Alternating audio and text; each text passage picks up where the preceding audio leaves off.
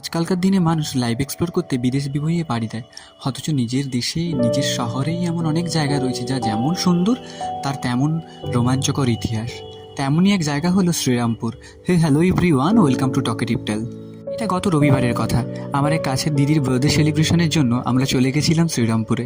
এর আগেও শ্রীরামপুরের সম্পর্কে অনেক কথা শুনেছি, বাট সত্যি ভাবতে পারিনি জায়গাটা এত সুন্দর এবং যার এত রোমাঞ্চকর ইতিহাস রয়েছে। প্রথমেই আমরা শ্রীরামপুরের এক পরিচিত রেস্তোরাঁয় চলে যাই, সেখানে খাওয়া দাওয়া করে তার রুফটপে আমরা দিদির জন্মদিন সেলিব্রেশন করি। সত্যি কথা বলতে ছাদের উপরের পরিবেশটা এত সুন্দর ছিল, আর এত সুন্দর করে সবটা সাজানো জাস্ট অসাধারণ ছিল। দেন আমরা তারপরে একে একে রিভার সাইড, শ্রীরামপুরের পুরনো মিউজিয়াম, সংগ্রহশালা, চার্চ, এগুলো সব দেখে ঘুরে সন্ধ্যা নাগাদ ফিরে চলে আসি আবার। সত্যি কথা বলতে এক অসাধারণ অভিজ্ঞতা হয়েছে শ্রীরামপুরে ঘুরতে গিয়ে। আপনারাও যারা যেতে চান শ্রীরামপুর ঘুরে আসতে পারেন, ভীষণ একটা সুন্দর জায়গা, খুব ভালো লাগবে। চলো টাটা।